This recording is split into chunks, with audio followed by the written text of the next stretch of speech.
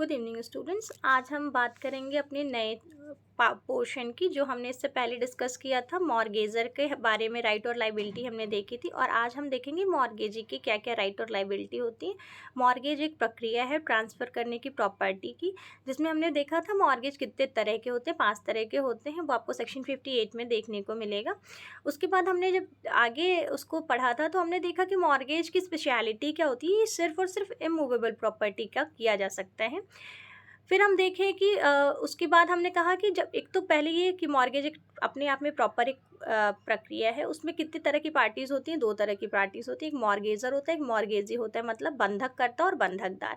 इसके पहले वाले पोर्शन में हमने बंधककर्ता के बारे में उसकी राइट और दायित्व क्या थे, उसके अधिकार और दायित्व क्या थे, वो हमने देखे थे। आज हम बंधकदार की जो भी राइट और लायबिलिटीज़ हैं हम वो देखेंगे। बंधककर्ता इन शॉर्ट में आपको बता देती हूँ। बंधककर्ता किसको कहते हैं? बंधककर्ता वो होता है जैसे आपको कुछ पैसे चाहिए या कुछ चाहिए, तो आप अपनी प्रॉपर्टी मेरे पास लेकर आए हो कि आप मुझे ये प्रॉपर्टी बंधक रख के और आपने उसके बदले में कुछ हमसे लिया है, ठीक। बंधक का जो मेन एम होता है वो सिक्योरिटी होती है। इस वजह से एक्चुअल में जो आपकी प्राइस होती है आपकी प्रॉपर्टी की, जो भी प्रॉपर्टी आप बंधक रखते हो, उसकी जो एक्चुअल प्राइस होती है वो प्राइस वो आपको नहीं देते उसके बदले की। अगर 100 रुपये का सामान है आपका, आप जाओगे बंधक रखने, तो उस पर आपको बहुत मिलेगा, तो 50 रुपये मिलेगा, 60 रुपये मिलेगा, इससे ज़्यादा नहीं मिलेगा। ताकि कल को अगर आपसे डिफ़ॉल्ट हो जाता है, आप पेमेंट नहीं कर पाते हो, तो जो बंधकदार है जिसने आपकी प्रॉपर्टी रखी है, उसके पास अधिकार हो कि वो अपने पैसे डूबने नहीं चाहिए। मेन मोटो मॉर्गेज का क्या होता है कि पैसे नहीं डूबने चाहिए, तो वो उस प्रॉपर्टी को बेच के या जो भी यहाँ पे जितने अधिकार आपको बताए गए हैं उस अधिकार के तहत उसका इस्तेमाल करके वो अपनी सिक्योरिटी जो भी आपको दिया था वो वसूल सके, ठीक है। अब हम जब डिस्कस करेंगे तो आप देखेंगे कि जो मॉर्गेजर का जो राइट और लाइबिलिटी है वो आपको सेक्शन 67 से लेके 77 तक आपको उसके खाली राइट के बारे में, जो भी उसके अधिकार हैं उसके बारे में। उसके बाद के जो 78 से 90 तक के पोर्शन है वहाँ पे उसके दायित्व के बारे में बताया गया है। अधिकार और दायित्व में मैं आपको डिफरेंस बताना चाहती हूँ। अधिकार वो होते हैं जैसे हमारे कुछ अधिकार है। अगर हमने जन्म लिया है हिंदू फैमिली में, और तो हमारा क्या अधिकार है कि हमारे बाप दादा की जो प्रॉपर्टी होगी, जिस दिन हमने जन्म लिया उस दिन ही मेरे अधिकार हो गया कि उनकी जो सक्सेशन वाली प्रॉपर्टी है वो प्रॉपर्टी पे हक किसका होगा? मेरा भी हक होएगा।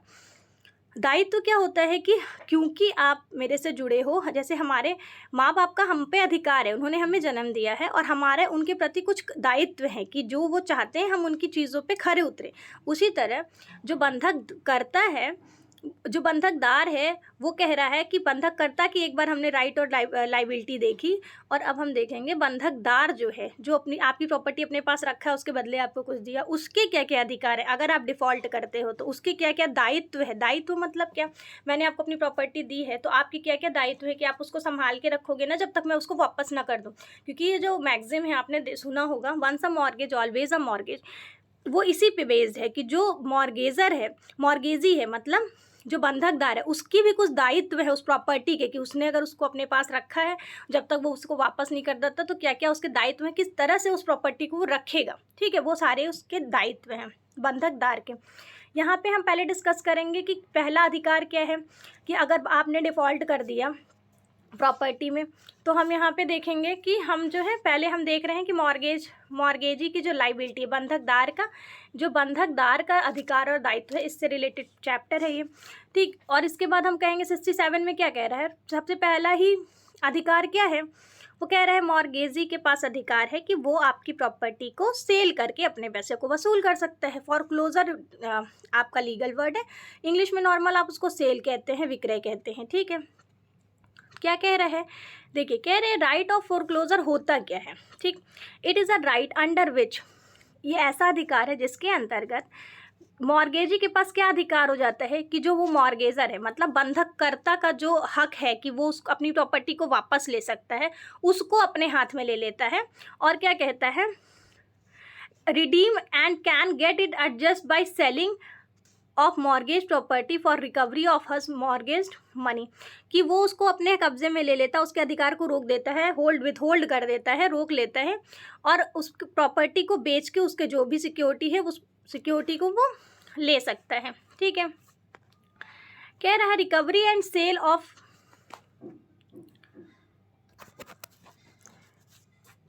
कह रहा है recovery and sale of mortgage money possible only through the decree of court.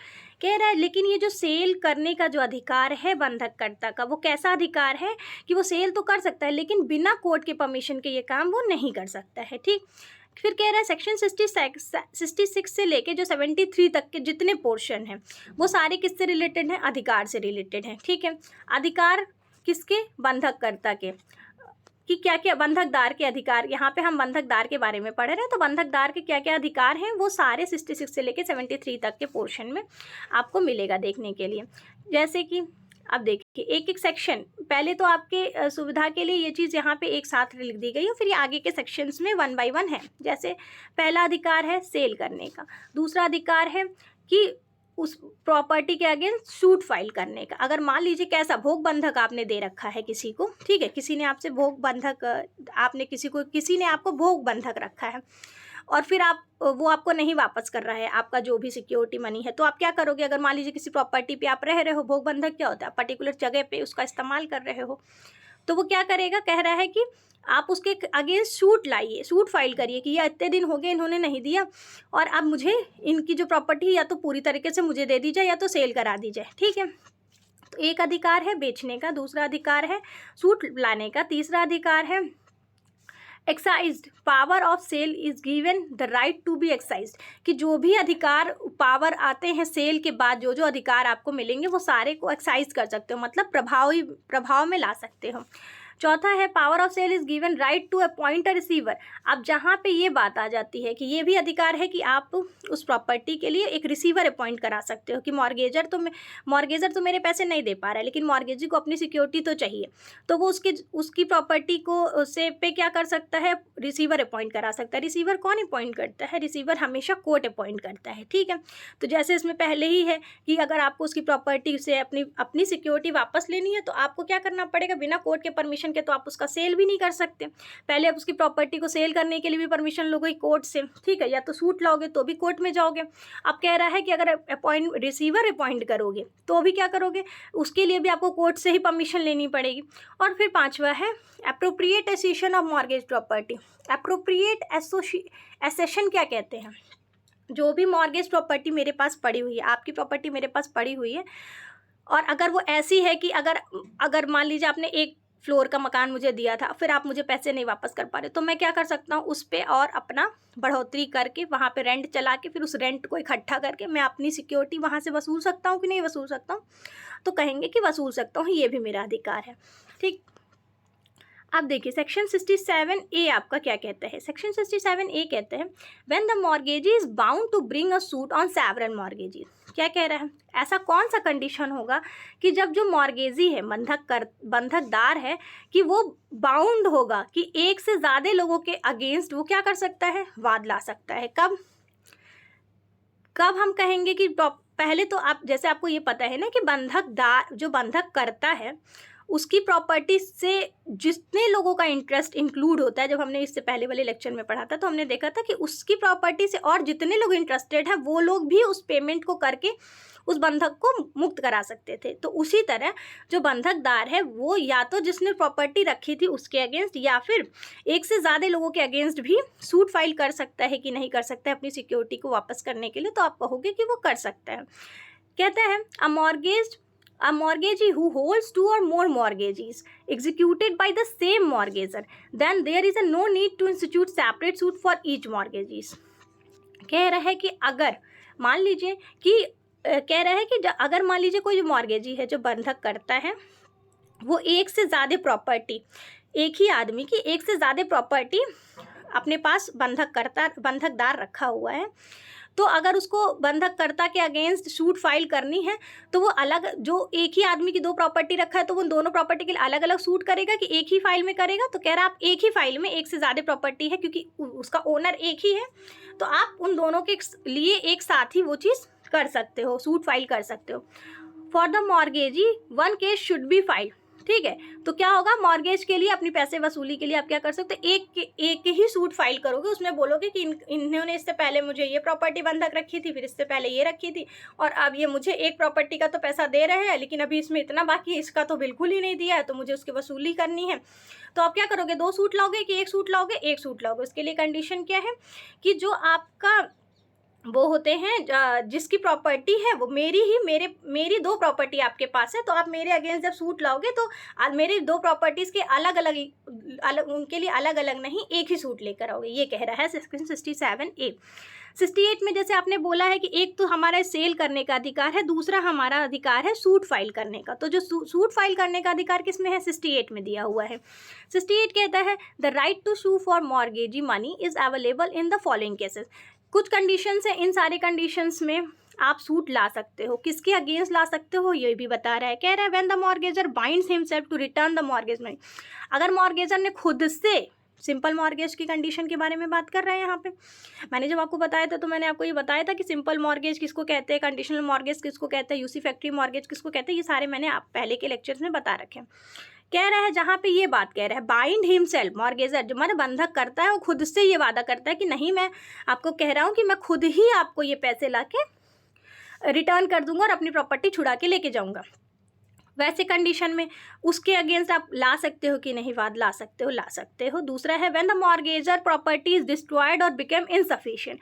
और अगर मान लीजिए जो मॉर्गेज प्रॉपर्टी है अगर वो समाप्त हो गई या इनसफिशिएंट हो गई, ठीक है, तो उसके अगेंस्ट आप सूट ला सकते हो कि नहीं कि अरे तुमने जो प्रॉपर्टी मेरे पास रखी थी वो तो ख़राब होने लगी धीरे धीरे, तुम इतने दिन हो गए तुमने नहीं पैसे दिए, ठीक। तो उसके रिकवरी के लिए आप क्या कर सकते हो, सूट ला सकते हो भाई। आप या तो उसमें आप फिर से अपने एक्स्ट्रा पैसे लगाओ या तो आप जाके सूट लाओ। तो कह रहे हैं कि आप सूट ला सकते हो कि नहीं, तो कह रहा है कि आप सूट ला सकते हो, उसके अगेंस्ट भी ला सकते हो।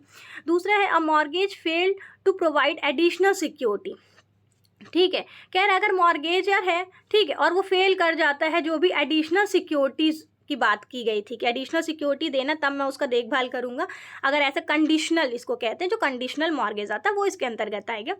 कह रहा है कि क्या अगर एडिशनल जो सिक्योरिटी है वो देने से अगर मॉर्गेजर बंधक करता फेल हो जाता है तो वो फेल हो गया, डिफ़ॉल्ट हो गया, तो उसकी रिकवरी के लिए जो है आप सूट ला सकते हो कि नहीं, तो कह रहा है आप सूट ला सकते हो। चौथा कंडीशन है where the mortgagee is entitled to keep position. कह रहा है entitled to keep position and the mortgagor fails to deliver the position, ठीक है। जैसे ये कह रहा है चौथे वाला, कह रहा है where the mortgage is entitled to keep position. आप कीप पोजीशन की बात कर रहे हैं। पोजीशन आप किस तरह के मॉर्गेज में करते हो, जो भोग बंधक होता है उसमें आप पोजीशन देते हो ना। तो कह रहा है कि अगर मानिए कुछ ऐसा कोई ऐसा property mortgage, immovable property mortgage की गई है जो भोग बंधक है, तो कह रहा है कि position and mortgagor fail to deliver the position. उसने कहा था कि ठीक है इतने दिन में हम आपका पैसे दे देंगे, फिर पोजीशन वापस ले लेंगे, लेकिन वो फेल कर गया, वो नहीं कर पा रहा है ये काम। तो क्या इसके लिए आप पोजीशन के लिए आप सूट ला सकते हो कि नहीं, कि ये नहीं दे पा रहे तो या तो फिर मेरा रिकवरी कराइए, तो आप ला सकते हो, ठीक है। फिर कह रहा है fail to obtain position by himself और any other person without disturbance. या फिर कह रहा है कि अगर किसी और ने उस प्रॉपर्टी पे पोजीशन रखा था खुद से और वो खुद ही हट गया, पोजीशन उसने रखा था, इमूवेबल प्रॉपर्टी था, मॉर्गेज करा था, और फिर वो खुद से हट गया, तो क्या बिना डिस्टर्ब किए, तो क्या उसके अगेंस्ट भी ला सकते हो कि नहीं, तो आप बोलोगे ला सकते हो, ठीक है। ये दोनों लास्ट के जो ऑप्शंस हैं 4th और 5th नंबर के, ये यूसी फैक्ट्री के अंतर्गत आते हैं, ठीक है। कहता है ये कि कितने तरह के राइट हैं, किस तरह के किस किस कंडीशन में, ठीक है। मॉर्गेज के कितने टाइप होते हैं, 5, उसमें कंडीशनल सबसे पहला सिंपल, दूसरा कंडीशनल, तीसरा आपको जो है एडिशनल सिक्योरिटी कंडीशनल, चौथा और पांचवा वो यूसी फैक्ट्री के बारे में बात करता है। कह रहा है अगर इस तरह के मॉर्गेजेस को आपने किया है और जहाँ जहाँ पे डिफ़ॉल्ट हो रहा है उन सब के अगेंस्ट आप सूट फाइल करके अपनी सिक्योरिटी वसूल कर सकते हो कि नहीं कर सकते, तो आप बोलोगे वसूल कर सकते हो, ठीक। फिर हम आगे पढ़ेंगे, देखेंगे, देखिए 69 हमें पढ़ना नहीं है, 69A हम देखेंगे अपॉइंटमेंट ऑफ रिसीवर। जैसे मैंने बोला था कि ये भी एक अधिकार है मॉर्गेजी की कि वो रिसीवर अपॉइंट करा सकता है कोर्ट के थ्रू।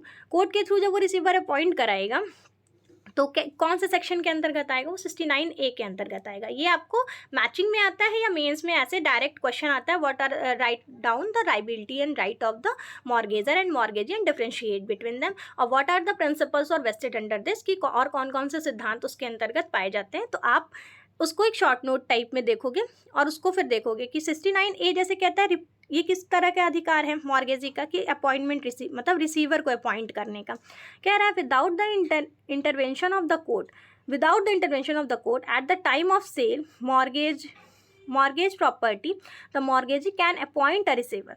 बिना, कह रहा है अभी हमने कोर्ट में नहीं गए, कोर्ट के पहले ही हमने कॉन्ट्रैक्ट में ये साइन कर रखा था कि हमने कॉन्ट्रैक्ट किया था, उसके कॉन्ट्रैक्ट में हमने बोला था, देखिए यहाँ पे कह रहा है टाइम ऑफ सेल, ठीक है, जो मॉर्गेज प्रॉपर्टी है उसके लिए हमने कहा कि हमने एक रिसीवर अपॉइंट करा है मॉर्गेज प्रॉपर्टी के लिए, so that he can arrange to repay the mortgage debt. वो क्या करेगा, अरेंजमेंट करेगा किस तरह की, हमारे जो सिक्योरिटी डेट था उसको हमें वापस करने के लिए, चुकाने के लिए वो जो व्यवस्था करेगा, वो रिसीवर हमने अपॉइंट किया कि वो सब जगह से कलेक्ट करके लेकर आएगा और फिर हमें हमारे जो पैसे हैं वो हमें वापस करे। तो ये विदाउट कंट्रावेंशन ऑफ कोर्ट, ये जो अपॉइंटमेंट रिसीवर यहाँ पे हो रहा है, जनरली क्या होता है कोर्ट ही वो करती है, अपॉइंट करती है रिसीवर, लेकिन ये कह रहा है कि अगर हमने पहले ही सेल के टाइम ही ये कंडीशन रख दी है कि चलो ठीक है हमने प्रॉपर्टी सेल कर रही है या फिर नहीं सेल कर रहे हैं, तो हम क्या कर रहे हैं रिसीवर अपॉइंट कर दे रहे हैं ताकि ये सारे पैसे कलेक्ट करके हमारा डेट चुका सके। तो क्या आप ये कर सकते हो कि नहीं कर सकते, तो आप बोलोगे कर सकते हो। कौन से सेक्शन में कर सकते हो, 69A में कर सकते हो। 71 आपको पढ़ना नहीं है, मैंने आपको जब राइट और लाइबिलिटी मॉर्गेजर की मैं बता रही थी सेक्शन 63 और 64 में, उसी समय मैंने उसके साथ आपको बता दिया था। फिर उसके बाद है right of mortgagee in possession, कह रहा है यूसी फैक्ट्री के बारे में बात कर रहा है पजेशन के टाइम पे, ठीक, कह रहे पजेशन के टाइम पे जो है, अगर कह रहा है अगर पजेशन के टाइम पे जो है मॉर्गेजी का बंधककर्ता का क्या अधिकार है कि वो उस किसी चीज़ प्रॉपर्टी पे अपना पजेशन ले सकता है कि नहीं ले सकता है। तो अगर आपने उसके पैसे डिफ़ॉल्ट कर दिए तो कह रहा है आप वो ले सकता है। क्या कह रहा है, जो पजेशन है, possession provide the following, possession provide the following right of the mortgagee, कुछ जो निम्नलिखित अधिकार हैं मॉर्गेजी को पजेशन से रिलेटेड, तो क्या क्या है वो इसके बारे में यहाँ पे बात कर रहा है, ठीक है। पहला है right to spend money to preserve mortgage property, कह रहा है उसके पास अधिकार है, कैसा अधिकार है कि वो पैसे खर्च कर सकता है, जो भी प्रिजर्व मॉर्गेज प्रॉपर्टी है उसको डिस्ट्रक्शन या फॉरफीचर ऑफ सेल के लिए, उसके मरम्मत के लिए वो उसका अधिकार है कि उसके मरम्मत करा के रखे, कि कहीं मान लो कल को उसकी प्रॉपर्टी तुमने ऐसे जर्जर प्रॉपर्टी दे रखी है, कल को अगर उसको सेल भी करना पड़े, किसको, बंधककर्ता को, कि वो बेच के तुम्हारी प्रॉपर्टी अपना सिक्योरिटी वसूल कर ले, तो अगर कोई कंडीशन ख़राब रहती है उसमें तो क्या वो उसको बनवा सकता है, उसके ऊपर कुछ पैसे खर्च कर सकता है कि नहीं। कह रहा है राइट टू स्पेंड मनी, ठीक, किसके लिए, प्रिजर्व करने के लिए मॉर्गेज प्रॉपर्टी को, किस चीज़ से, डिस्ट्रक्शन से, फॉरफीचर से, ठीक, किस लिए, डिस्ट्रक्शन से और सेल करने के पर्पस से, अगर कि कल को हमें सेल करना पड़े तो अच्छे दाम पे बिक जाए, इस वजह से वो क्या कर सकता है, उसके पास अधिकार है, क्योंकि ओनर तो उस प्रॉपर्टी का कोई और है, लेकिन फिर भी वो उस पर कंस्ट्रक्शन करने का काम किसके पास में ट्रांसफ़र हो जा रहा है, बंधकदार के पास, ठीक, कह रहा है वो पैसे उस पर खर्च कर सकता है। दूसरा है the mortgagor's right to spend in order to protect the title right of the property, कह रहा है कि जो उसके प्रॉपर्टी का जो टाइटल है उसके राइट को प्रोटेक्ट करने के लिए अगर कुछ करना पड़े, ऑर्डर लेना पड़े कोर्ट से, spend the order to protect the title, तो वो कर सकता है कि नहीं, क्योंकि कर सकता है, क्यों, क्योंकि उसमें उसकी भी इंटरेस्ट है, उसकी भी सिक्योरिटी उसको अपनी वापस लेनी है, इसलिए वो ये काम कर सकता है कि नहीं, तो आप बोलोगे कि कर सकते हैं। फिर कह रहा है कि right to spend for supporting the mortgage title to the property, कह रहा है कि सब और कहाँ पैसे सपोर्ट कर सकते हैं, जो मॉर्गेजर्स के जो प्रॉपर्टी है, मॉर्गेजर्स टाइटल ऑफ द जो प्रॉपर्टी, उसके सपोर्ट के लिए भी अगर कुछ पैसे खर्च करना पड़े तो वो कर सकते हैं। ये सब अधिकार किसका है, बंधकदार का है, लेकिन प्रॉपर्टी किसकी है, बंधककर्ता की है, ठीक। Right to spend for renewal of lease in case of mortgage property in renewal cases, अगर कोई नया केस है, ठीक है, वो उसके रिन्यूअल के लिए, अगर लीज़ पे मान लीजिए प्रॉपर्टी आपने लीज़ वाली प्रॉपर्टी है, तो लीज़ की प्रॉपर्टी पे अगर कुछ आपको रिन्यू कराना है लीज़, तो वो उसके लिए वो क्या कुछ पैसे खर्च कर सकता है कि नहीं, तो कह रहा है कि खर्च कर सकता है, ताकि उसको और एक्सटेंड कर दे, कि जब तक तुम मेरे पैसे नहीं वापस करोगे तब तक तुम और इस चीज़ को एक्सटेंड मैं कर रहा हूँ, तुम मेरे पैसे वापस करो। ये कर सकता है कि नहीं, मॉर्गेजी बंधककर्ता कर सकता है कि नहीं, तो कर सकता है, ठीक है। अब आप देखोगे कि मैंने जो ऊपर के जितने आपको ये बताए सेक्शंस, मैंने एक ही जगह पे मैंने आपको जैसे बताया कि कौन कौन से राइट होते हैं बंधककर्ता के, तो फॉरक्लोजर सेल की राइट, सूट लाने की राइट, पावर किस चीज़ का सेल का पावर, सेल करनी है प्रॉपर्टी आपको, अगर कोई डिफ़ॉल्ट कर गया तो उसमें अगर कुछ पैसे खर्च करने हैं तो क्या वो आप कर सकते हो कि नहीं, तो कह रहा है कर सकते हो। एप्रोप्रिएट एसोसिएशन मतलब वही प्रॉपर्टी के जो टाइटल है उसको बचा के फिर ताकि कल को आप बेचो तो आपको अच्छा पैसे मिले, वो आप कर सकते हो कि नहीं कर सकते हो, वो सारे अलग अलग सेक्शंस में हैं। फॉरक्लोजर और सेल की प्रॉपर्टी, जो सेल वाला राइट है वो आपने ऊपर वाले सेक्शंस में देखा, 67 में देखा, 67A में आपने देखा कि कैसा है, 68 में प्रॉपर्टी सूट करने का अधिकार है, 69 में देखा कि वो क्या कहता है रिसीवर अपॉइंट कर सकता है, फिर 72 में आपने क्या देखा कि वो अगर पोजीशन से रिलेटेड है, प्रॉपर्टी से कोई बात है तो वो आपने करके देखा। ठीक, उस 72 में हम देखेंगे, हमने अब तक 60 रिसीवर अपॉइंट कर सकते हैं कि नहीं वो हमने देख लिया है।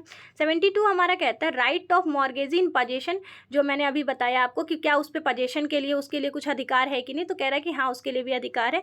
उसने कहा interest will be available on such expenses at the rate of, और जो भी एक्सपेंस मॉर्गेजी बंधकदार जो है बंधककर्ता की प्रॉपर्टी पे जो भी पैसे खर्च करेगा उन सारे पैसे पे भी इंटरेस्ट लगेगा। वो इंटरेस्ट कितने का होगा, 9% पर एनम के अकॉर्डिंग जो है।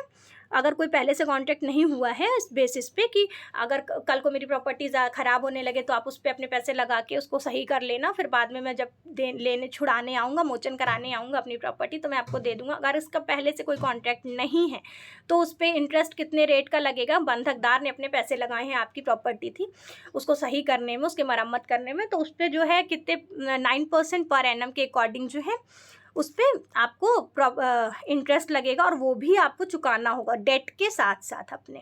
ठीक, इसके बाद हम देखेंगे liability of mortgagee in position. ठीक है, 76 हमारा बात करता है जो है लाइबिलिटी। अब मैंने आपको बोला जैसे 73 तक आपने राइट देखा, 73 तक, अब मॉर्गेजी की, बंधकदार की। अब हम दायित्व देखेंगे, 76 से दायित्व के बारे में बात करता है। पहला दायित्व क्या है मॉर्गेजी का, अगर किसी प्रॉपर्टी पे उसका पोजीशन है तो कह रहा है duty to manage mortgage property like a prudent man. अब जैसे हमारे माँ बाप का एग्जाम्पल बता रही हूँ, हमारे माँ बाप का हमारे ऊपर क्या है, अधिकार है। ठीक, मगर हमारा क्या है, दायित्व है अपने माता पिता को लेके। हमारे माता पिता का भी कुछ दायित्व है, उनको उसको पूरा करना है, तब हमारी परवरिश अच्छी होती।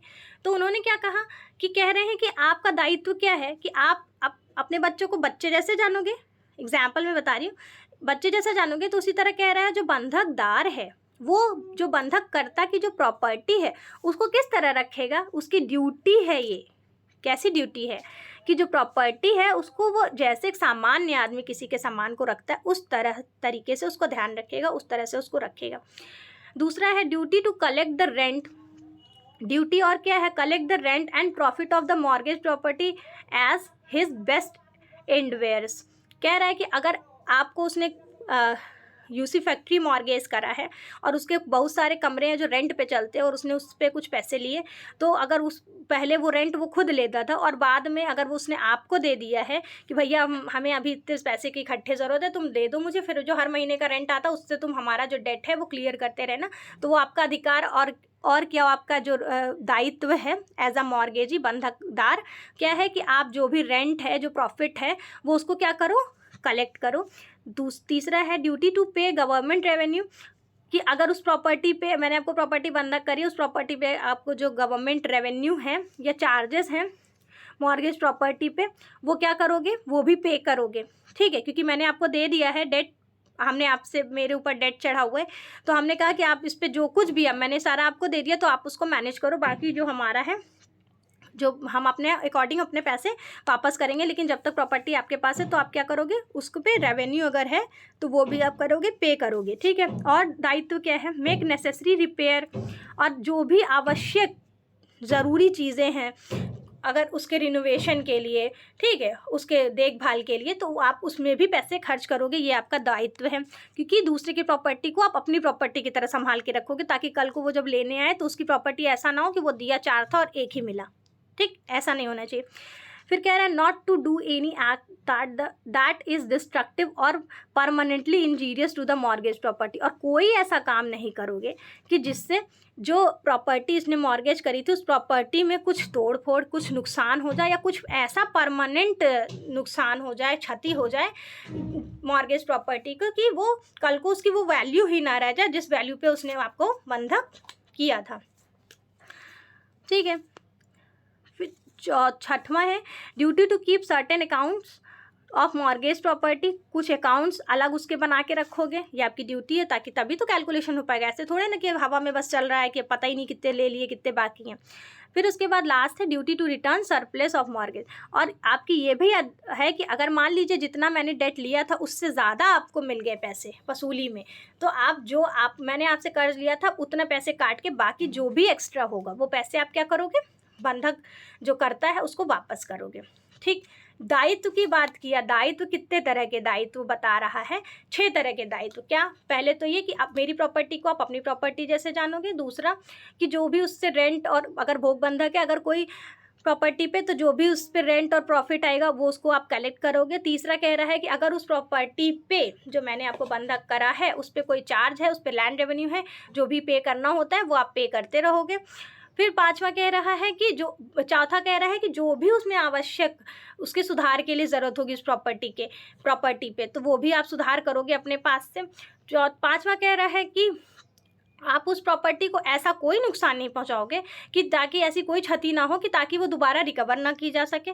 फिर कह रहा है कि आप उन सारे चीज़ों का अकाउंट बनाओगे सेपरेटली कि ठीक है आपने ये चीज़ें मरम्मत में पैसे खर्च किए, ये मैंने एक्चुअल डेट लिया था, इतने मैंने रेंट कलेक्ट किया है और इतना मैंने रेवेन्यू पे किया है। फिर तभी तो सारे अकाउंट आप बना के रखोगे, तभी तो एक्चुअल में कैलकुलेशन हो पाएगा फाइनली कि मेरा डेट क्लियर हुआ कि नहीं। और फिर उन सब को लास्ट में जो एक लाइबिलिटी है वो ये है कि जो भी मानो अगर आपके पास एक्स्ट्रा पैसे इकट्ठे हो गए हैं तो आप अपना जितना खर्च आपने अपने जेब से किया था, आपने जो मुझे डेट दिया था वो सारे रख के अगर कुछ एक्स्ट्रा है तो आप जो है बंधक कर्ता को वापस कर दोगे। ये इतने दायित्व हैं। ठीक, आगे के पोर्शंस आगे के उसमें जब हम देखेंगे तो देखेंगे इसमें एक केस भी आया है। केस है महावीर वर्सेस हरवंश 1952 का केस है, ये सुप्रीम कोर्ट का है। The supreme court held that the mortgagee can let the property in his possession. क्या कह रहा है, let the property in his possession on rent but the lease will automatically expire as soon as the mortgagee expires.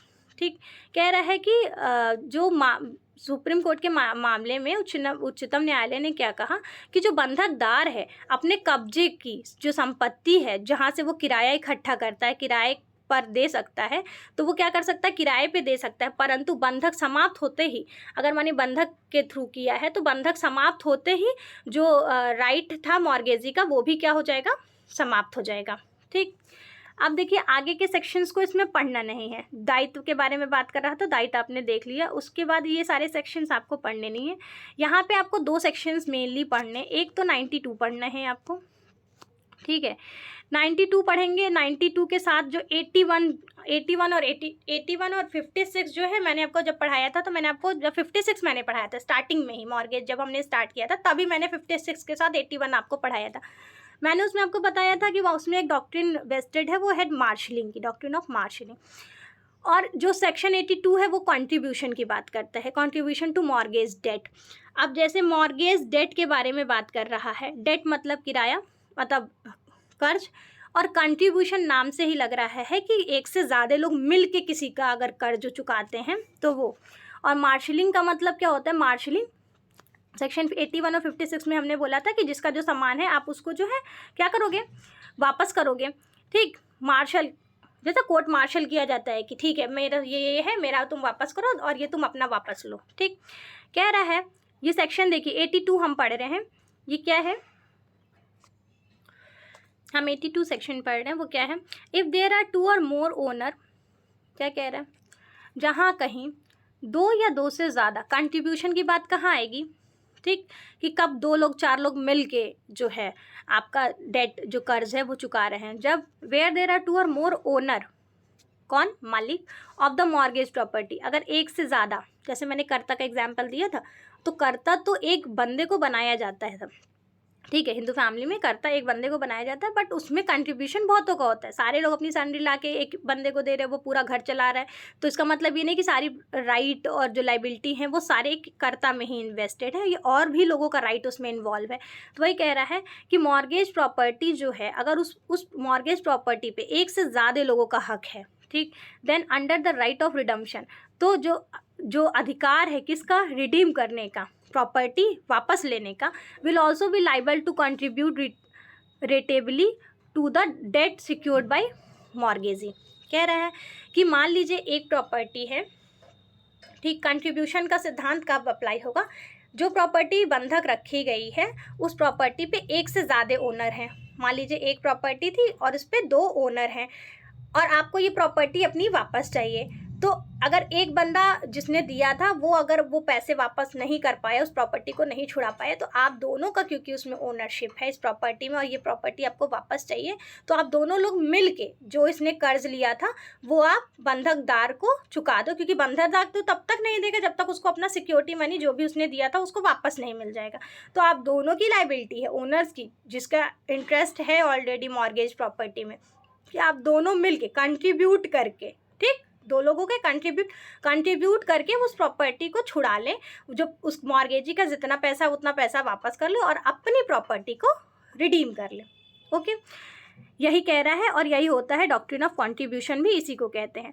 कह रहा है necessary conditions, देखिए, लेकिन अगर आपको लिखने को आएगा तो नेसेसरी कंडीशंस क्या होते हैं कंट्रीब्यूशन के? कह रहा है देयर शुड बी मोर 2 और मोर पर्सन, ठीक, जहाँ पे 2 या 2 से अधिक आदमी हो, ठीक है, मॉर्गेज प्रॉपर्टी का जिस पे जो प्रॉपर्टी है उस पर उनका अधिकार हो। All those person have separate and distinct ownership, दोनों के पास सेपरेट अधिकार भी है और जॉइंट ओनरशिप भी है, ठीक, क्योंकि अभी पार्टी डिवाइड नहीं हुई है, प्रॉपर्टी डिवाइड नहीं हुई है, तो सेपरेट और डिस्टिंक्ट ओनरशिप दोनों है। Mortgage debt has become due, और कंट्रीब्यूट कब करोगे? जो मॉर्गेज में जो मैंने पैसे उधार लिए थे वो अभी चुका दिया गया कि नहीं चुकाया गया? नहीं चुकाया गया है, ठीक। फिर चौथा है there should be no contrary contract, और वहाँ पे उससे रिलेटेड कोई पहले से कोई कॉन्ट्रैक्ट नहीं हुआ था कि मैं ही दूंगा, किसी और से आप नहीं लोगे, ऐसा कुछ नहीं है, तो आप उस प्रॉपर्टी को छुड़ा सकते हो क्योंकि आपका भी इंटरेस्ट उसमें है। तो 2 या 2 से ज़्यादा लोगों का अगर ओनरशिप है तो आप दोनों मिलकर उस पैसे को चुका दो, मॉर्गेजी छोड़ देगा प्रॉपर्टी, ठीक है, आप रिडीम कर लो अपनी प्रॉपर्टी को।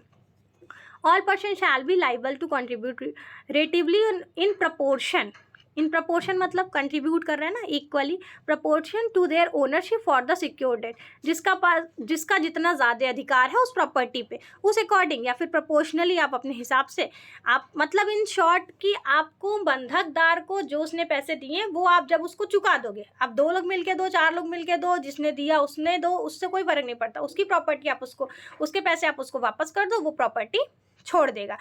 फिर इसमें कह रहा है कि कंट्रीब्यूशन के लिए नेसेसरी क्या है? मान लीजिए किसी एक का 70% का पोजीशन बनता है उस प्रॉपर्टी पे, एक का 40% का बनता है, तो आप उस प्रपोर्शन के अकॉर्डिंग कर्ज वापस करो, ठीक है, कर्ज के पैसे दो और प्रॉपर्टी ले लो, उसके बाद फिर आपको जो करना है उस प्रॉपर्टी का करो। लेकिन जब तक उस प्रॉपर्टी पे डेट है, कर्ज है, तब तक वो प्रॉपर्टी आपको मिल पाएगी कि नहीं मिल पाएगी? तो बोल रहे हैं कि नहीं मिल पाएगी, बंधकदार को आपको देना ही पड़ेगा, तब जाके वो बंधककर्ता को उसकी प्रॉपर्टी मोचन करेगा, ठीक है, रिडीम करेगा।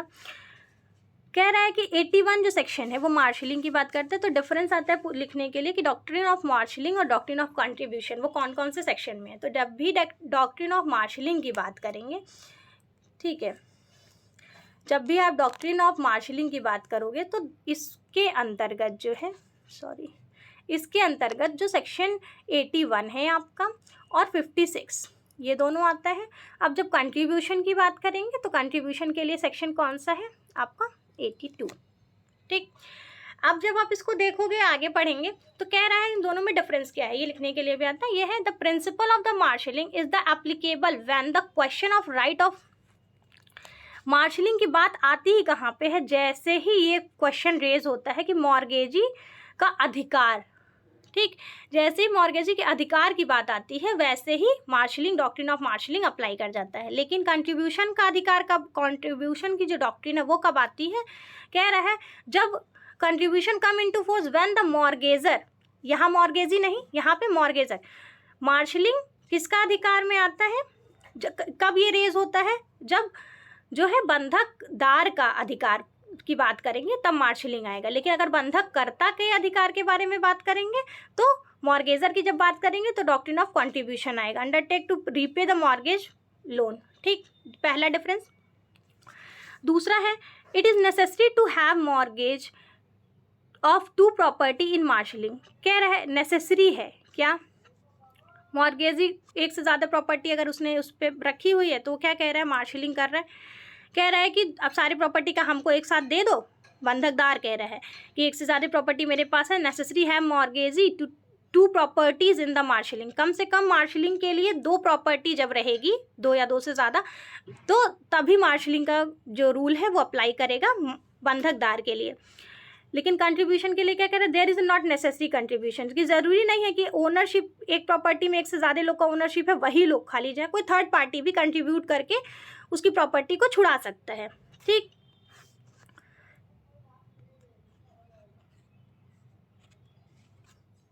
उसके बाद जो तीसरा है वो कहता है in case of conflict with the contribution the marshalling gets priority. जहाँ पे इन कंट्रीब्यूशन का सिद्धांत अप्लाई होगा कि मार्शलिंग का होगा, तो वहाँ पे क्या होगा, मार्शलिंग का जो अधिकार है, मार्शलिंग किसका है, मॉर्गेजी का है, भाई उसने अपने पैसे दिए हैं आपको, तो उसका अधिकार प्रिवेल कर जाएगा कंट्रीब्यूशन वाले पे।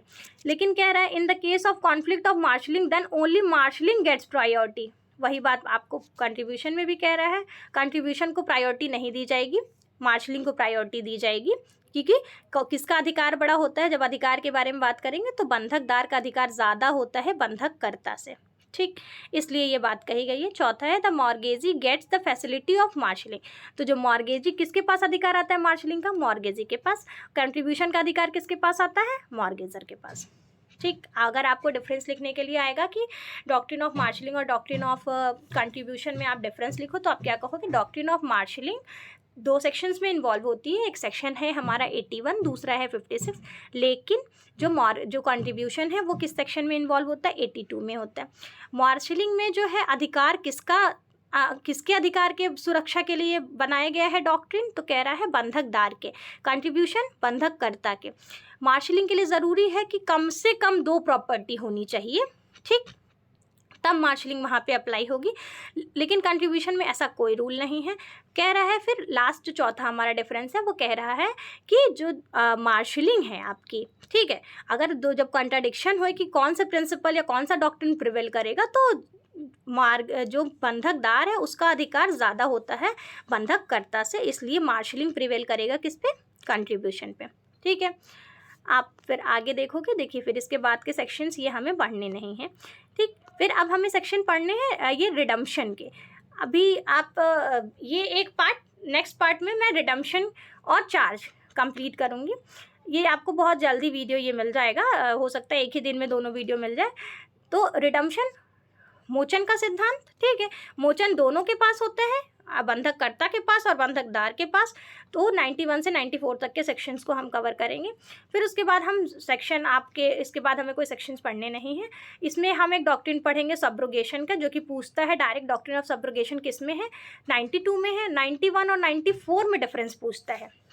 ये जो 91 है और 94 है, इसमें कहते हैं redeems up foreclosure down. Redeem, मोचन का सिद्धांत ऊपर जाता है और जो बेचने का सिद्धांत है वो नीचे आता है। अगर हमने रिडीम करने का अधिकार हमारा ज़्यादा है और सेल करने का अधिकार कम है, अगर हमने आपका डेट चुका दिया, तो ठीक, ये पूछता है for redeems up foreclosure down 94 में। 92 में आपका सब्रोगेशन प्रिंसिपल है वो पूछता है। 93 आपका जो है प्रोहिबिट करता है ट्रैकिंग को। ठीक, ये 4 सेक्शन हम इधर कवर करेंगे। उसके बाद हम चार्ज पढ़ेंगे। चार्ज किसको कहते हैं, कब हम कहेंगे किसी चीज़ पे चार्ज है या भार का क्या रोल होता है। उसके बाद 2 लेक्चर में आपके जो जितने भी पोर्शन बचे हुए हैं टीपीए के वो ख़त्म हो जाएंगे। अगर आपको कोई क्वेश्चन हो तो आप मुझसे पूछ सकते हो। अगर आप प्लीज़ ये कोशिश किया करो कि एक बार भी अगर आप पूरी वीडियो सही से सुनोगे तो आपको समझ में आएगा, और अगर कुछ नहीं समझ में आता है तो कमेंट सेक्शन में आप बता सकते हो। अदरवाइज़ आपको वीडियो कैसी लग रही है आप वो बता सकते हो। चैनल पे नए हो तो सब्सक्राइब कर सकते हो, और लाइक का बटन दबाओगे तो मुझे भी थोड़ा प्रमोशन मिलेगा। ठीक है, बाकी आपके ये पूरे टीपीए के नोट्स जो हैं वो आपको बहुत जल्दी पूरे कंप्लीट फॉर्म में मिलेंगे। बाकी के जो नेक्स्ट लेक्चर है आपका रिडम्पशन का, वो रिडम्पशन और चार्ज का मैं एक साथ बना दूँगी। ठीक है, थैंक यू।